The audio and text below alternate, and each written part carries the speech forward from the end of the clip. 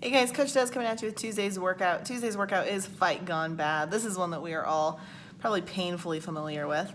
Fight Gone Bad's warm-up this time is going to be a 6-minute AMRAP with 8 cals on the rower, 8 barbell sumo deadlifts, 8 barbell upright rows, 8 strict press, and 8 step-ups. So a barbell upright row is standing straight up and down and just pulling up like this. So kind of like a sumo deadlift high pull, just the high pull part, except go ahead and put your hands in more of a clean position. Following that, we're going to go into the strength and skill work.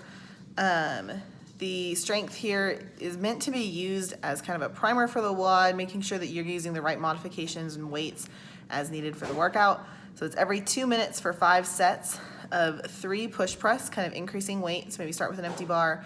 No need to get super heavy on these. If you look at the weights on Fight Gone Bad, they are not super heavy. They shouldn't be super heavy. After that, you've got 3 box jumps and 3 wall balls. So not too much volume, but it's just an opportunity to kind of make a skill-specific warm-up before moving into the WOD.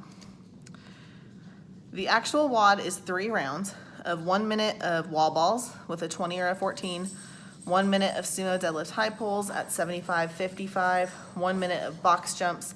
That should be 20, 24. I need to update the website there. So it's a 20-inch box for ladies, 24-inch box for the guys.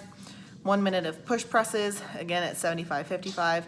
1 minute of a calorie row for calories. And then 1 minute of rest. And score is your total reps. So if you've done Fight Gone Bad before, you know that counting is really important here. You've got to prep our athletes to be able to count and make their lives a lot easier here.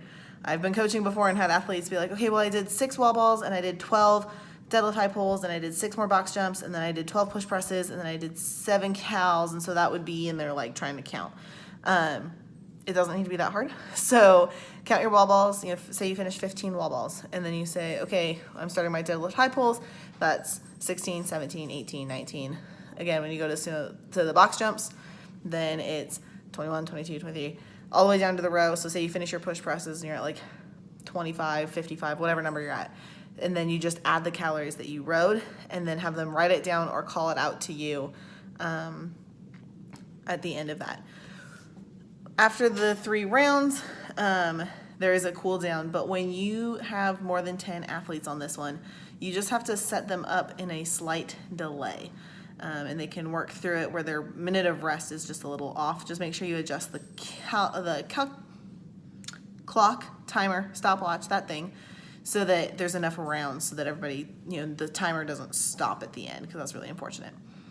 Because if you set group 1 to start on the wall balls and say group 2 starts a minute later, then as group 1 comes off the wall balls, group 2 starts on wall balls, and same thing on the sumo deadlift high pulls and moving your way through. If you have any questions, the cool down is 2 minutes alternating between downward dog and child's pose and 1 minute of the hands on the wall stretch. Other than that, if you have questions, drop them in Slack. You guys are pretty familiar with Fight Gone Bad, I think, but if not, don't hesitate to ask. This is a fun one that sucks a lot. So have a good week.